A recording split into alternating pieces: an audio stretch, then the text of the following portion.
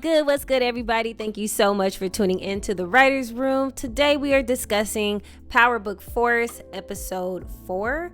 The devil is in the details. Now, this episode kicked off right where we left off. It is with your boy, Jannard. Jannard is losing it. Now, I'm starting to go back to what I was saying at the beginning of this whole series. Jannard is not going to make it past this season. He is seeing things. Of course, he is on his own supply. He's on that stuff. And he is seeing Lil K. Of course, he took Lil K out in the last episode. So things are not looking up for your boy Jannard. So in the next scene, we see that the lieutenant is going over the Lil K case and basically is saying that this could have been retaliation to the target on Tommy. And I mean, he is spot on. The lieutenant has not lied yet. Unfortunately, I think his wife, Stacy, will probably be his downfall in this case, but we shall see later on. Going back to our boy Tommy, he is picking up Maria in this truck, and I need the Mustang to come back. So shout out to the writers for putting a truck in here and really throwing me off. But we see that Tommy is all smiles and giggles as he picks up Maria. He thinks he's going on a little date, and Maria had to remind him this is not a date. So we see that Maria and Tommy actually hit it off with that whole driving lesson thing. And something is going on with Maria's character, because in the last episode, or when we were first introduced to Maria, she was very much head on her shoulders. Her intuition was out of this world. She pretty much read Tommy for filth when they first met. So it's interesting to see that she is so enamored with him right now, that she's so into him. So I am interested and a little bit concerned with if she has something going on with Miguel. Write in the comments if you think Maria has an ulterior motive. Now, in the next scene after they get done driving, we see that one of Rojas's men is following Tommy and Maria, and Tommy does this crazy thing where he sneaks off to the bathroom and cancel Christmas on somebody real quick and then just jet it out. So Tommy is pretty ticked off right now that Diamond has not gotten control of Rojas, and that Rojas is still sending his men after him. So, and then on top of that, Tommy is doing these brutal killings, and I just want him to get control of himself. Now, briefly going into Walter, we see that Walter and his right-hand man, which we know to be his brother-in-law actually, but we see that his brother-in-law comes up with the idea to just ask him for more time, because we know that Walter is pretty much trying to get forgiveness and trying to get the extra money to pay homeboy off for the war that was started in the last season. Now, Walter is completely against this. He would rather stand on his own 2 feet than be on his knees begging for extensions and begging for money and loans. So yeah, we know that later on in the episode that his brother-in-law goes against his word, and this causes him a loss of a job.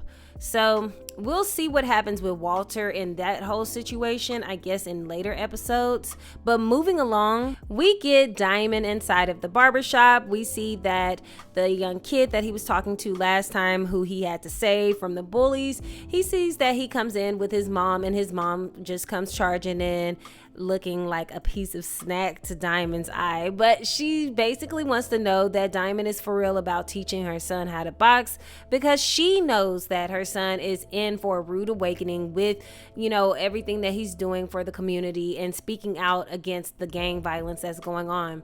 So it does look like Diamond has a little thing for her, or at least is trying to talk to her. So he's definitely going to keep up with these boxing lessons for real. Now, I did forget to mention, while Tommy and Maria were having their drive lesson, that there were cops that were following them or investigating them, and they ended up finding up some information. Now, it was not confirmed what exactly they found when one of the cops came back in the car and said that she found a breakthrough, but I'm thinking that she knows Maria is Miguel's sister, and that is the breakthrough, is that they can finally link Tommy to the cartel. So this is bad business for our boy Tommy, but luckily this episode we didn't have to see the repercussions for that. Now, moving along, we see Jannard. He's they're breaking down this drug here, and they're mixing it up with baby powder. And his friend, his right hand man, is basically saying, yo, this is weak. Like, we going down bad right now. Jenard is steady sniffing. The whole time, I'm just sitting here looking like, when are you going to call this man out on his bull crap? Because he's literally sniffing his own product as he's packing it up. And I was glad that, you know, he did catch that, and Jenard really tried to, you know, focus. I need you to, you know, be locked in. I need you to lock in. Jenard, I need you to lock in. Now, going to the next scene, we see D-Mac is chilling with Marshall, and they are playing around, you know, playing basketball. And Marshall is just expressing to D-Mac how thankful he is that he's alive and that you should be off the streets. Because, you know, D-Mac is still upset about Tommy not putting him in the gang, you know, putting him on the streets and being active. And Tommy has him on the internet, and D-Mac is really upset by that. But he does bring this gun back into play. Remember the gun that he took that he was not supposed to take last episode? He ended up showing Marshall the gun. Now, while they were chatting it up, they do see some girls walk by, and one of which we found out is named Genesis. Genesis and D-Mac, they have past history together. They actually do seem like a really cute couple. So I foresee that D-Mac is probably going to cut his hair off, because later on in the episode, when he saw Genesis again, she mentioned that she did not like his hair that way. So I think that D-Mac is going to come with a nice fade on the next episode so that he can try to get Genesis. But he does have bigger things at hand, and we'll talk about it as we get to the end of this reaction. Now, moving along, we do see your boy Vic and Claudia, and they are just discussing Daw. They're talking about Daw and how he is constantly making a mockery of Vic. Vic thinks that he is ahead of Walter, and in actuality, Walter is continuously playing him.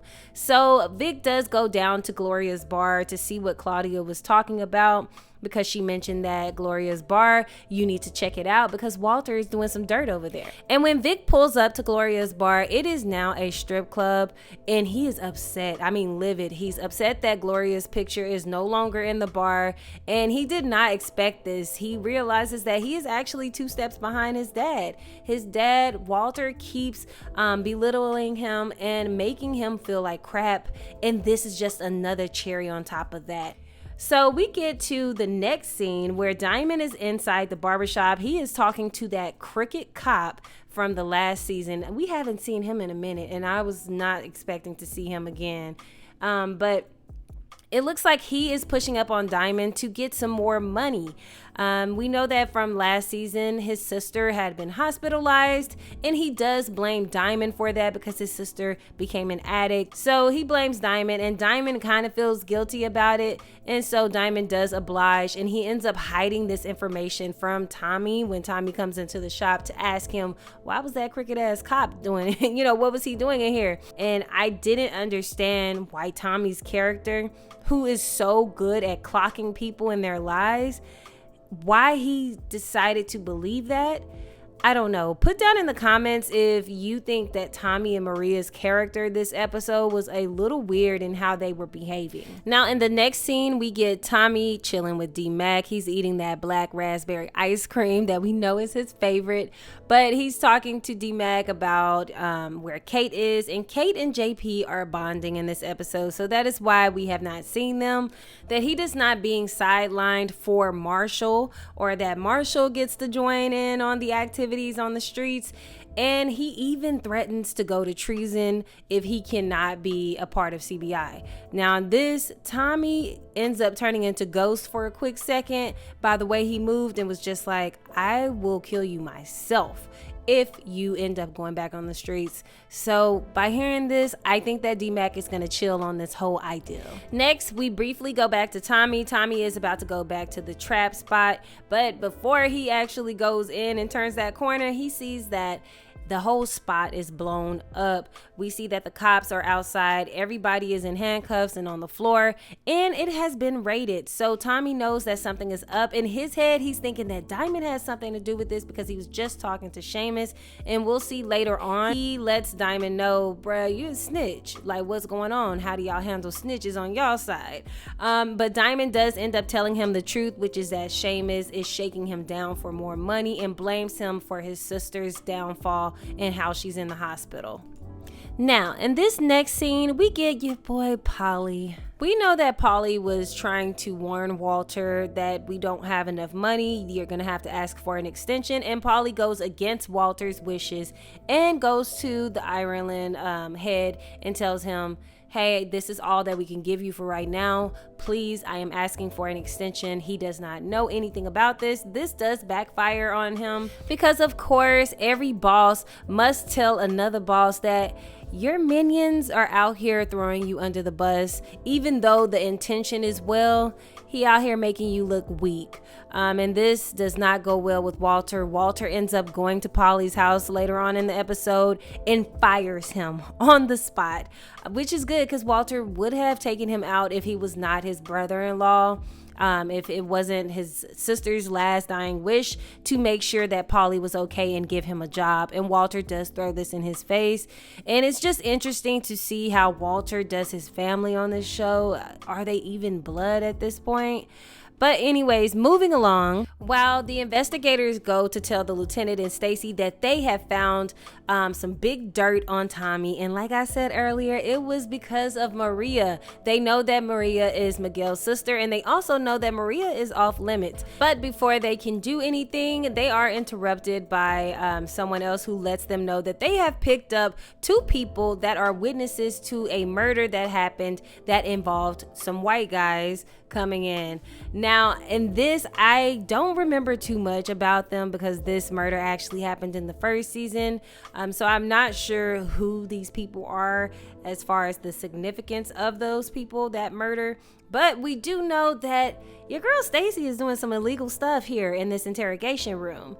The lieutenant, which is also her husband, tries to warn her on the sly, like, you are leading this witness. This is not okay. She's pointing at Tommy's picture. She's trying to get the witness to say that she's witnessed a murder, even though she didn't really remember or see. She does remember Vic, and she remembered Vic's name, but she wasn't too confident with picking out Tommy out of that group. So we will learn more of that situation, but something tells me this case is probably going to be thrown out due to Stacy acting like Sax.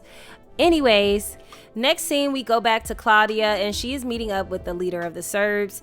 And Claudia is so good. Like the actress who plays her, I love her. She's so tenacious in this role. But she goes to the Serbs leader and is propositioning him this deal about the opioids.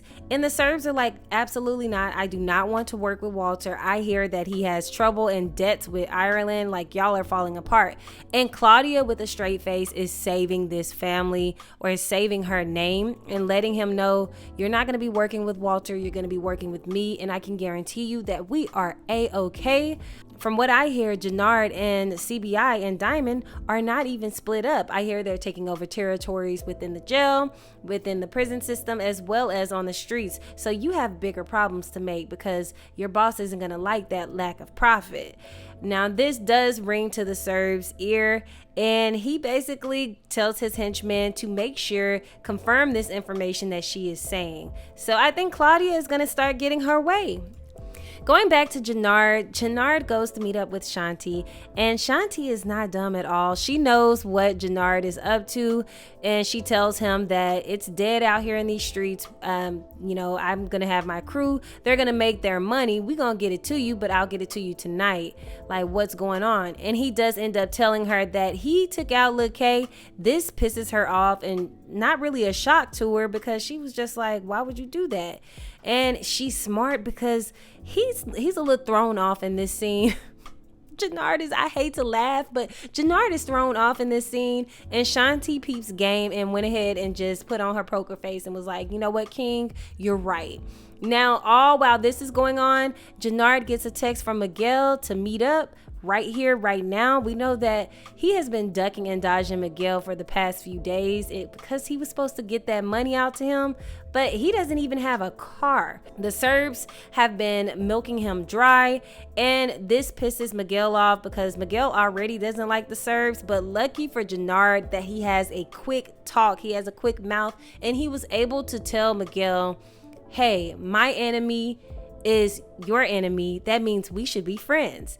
And Miguel ends up falling for this because he's been trying to take out the Serbs since episode 1. Next, we get Jenard counting money in the trap house, and we see that Lil K's people, and of course they're Jenard's people as well, but not so much anymore. They come in pissed off like, where's Lil K at?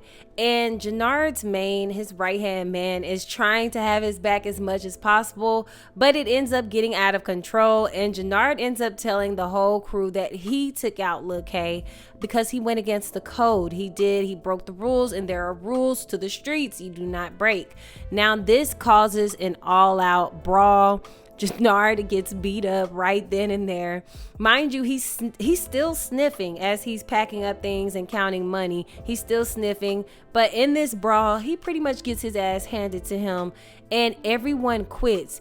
And Jenard has this fabulous Denzel Washington moment, his training day moment. It was really, really good.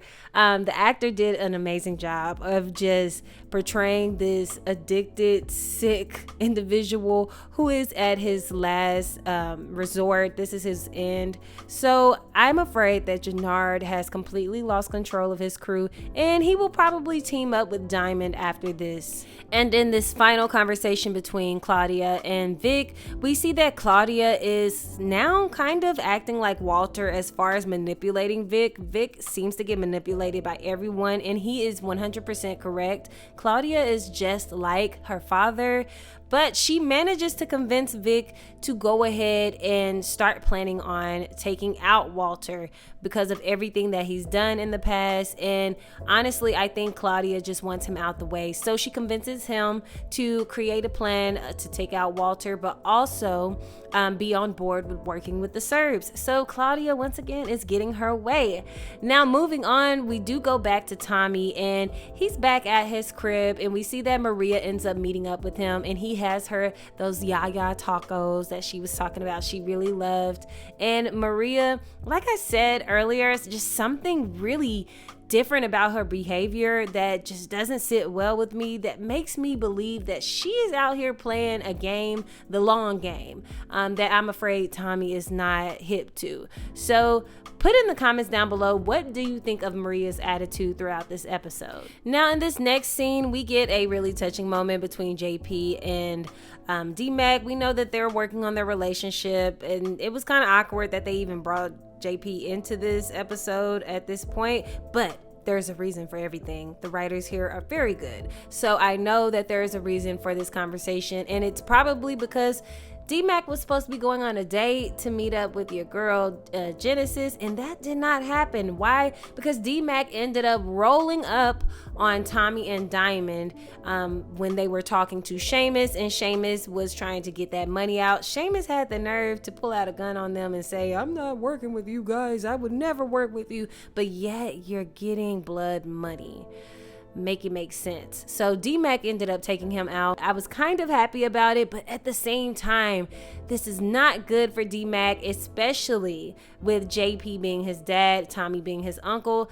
Tommy is now having to do the same thing that he did for Tariq, and that is try to protect him as much as possible. But we know that this is going to be no good, and even more so, JP is going to be highly upset because D-Mac was not supposed to have that gun.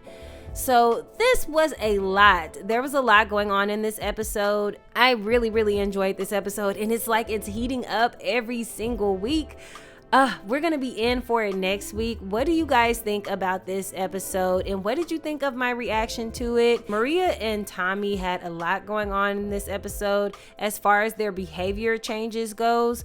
But also, what do you think of Jenard? And do you think that Jenard is going to end up working with Diamond again? Because Treason is officially broken up at this point, especially after his training day monologue. Write in the comments down below, and I will talk to you guys next time on The Writers Room.